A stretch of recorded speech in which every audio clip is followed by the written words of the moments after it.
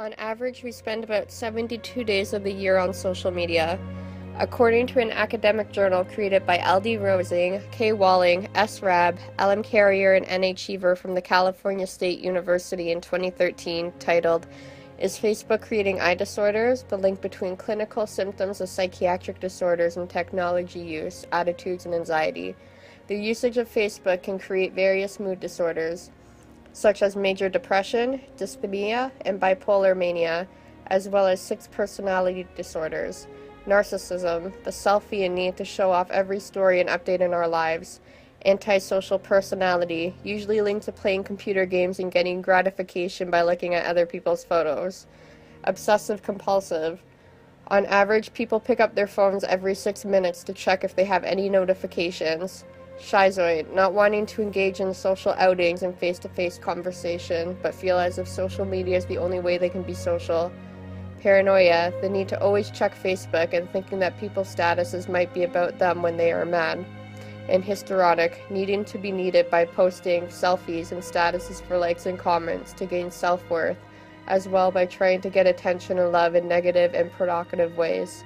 Self-compassion is difficult when we are always judging ourselves when we see our Facebook friends becoming successful, losing weight, getting married, and just being happy. But how would our self-compassion and judgment towards ourselves and others change if we deactivated Facebook for 10 days? Self-compassion includes 3 elements: self-kindness, which is being warm towards ourselves even during the toughest times; common humanity, which is being able to be empathetic towards other people's feelings and experiences, as well as being able to feel excited for their accomplishments. The last element is mindfulness, which is being aware of our thoughts without trying to suppress them or deny them, and being able to be in a non-judgmental state of mind. During this 10-day social media detox to achieve more self-compassion, I will be doing a loving-kindness meditation, which involves putting my hand over my heart, closing my eyes in a formal meditation, and thinking to myself, "May you be successful in your detox, may you live in peace, and may you be loved." I will proceed to recite the same lines as I think of 3 other people in my life. 1 person who I am friends with or a family member, 1 person who is a stranger or an acquaintance to me, and 1 person I have problems getting along with. Loving kindness meditations should help me achieve a better understanding of how self-compassion truly feels at the end of the 10 days. With mindfulness comes complete awareness of our thoughts and body. The first 2 days of being social media free, I felt a little anxiety. I performed a loving kindness meditation every time I felt anxiety. At the end, I felt more at peace. By day 3, my anxiety was so bad from not having Facebook that I considered taking up smoking, which is something I've never considered before. I calmed myself by doing the meditations and stopping and bringing myself back in the moment. By days 4 and 5, something new happened. I was allowing myself to get lost in the clouds and in the stars and daydream.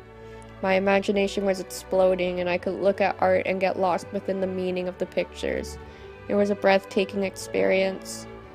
By days 6 and 7, I sent love and kindness to so many people today at my placement. I think it is due to the reason that I had never felt so empathetic for the people I was meeting before.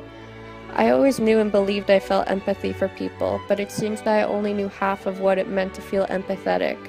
Social media was blocking me from this human connection that I thought I already possessed. This was the first time in a long time that I felt connected to the people I was meeting. I began drawing today for the first time since high school, some 6 years. Before I created a Facebook account, I painted and sketched as a hobby and daily thing. I stopped once I became addicted to the computer. I forgot how relaxing and peaceful it was to sit and draw. I had wanted to draw for so long, but I felt with Facebook there was no time. By days 8, 9, and 10, I wrote, "I don't miss social media at all. In fact, I don't even want to go back on. I have not been judging the people in my life, and I have not been comparing myself to people on my Facebook.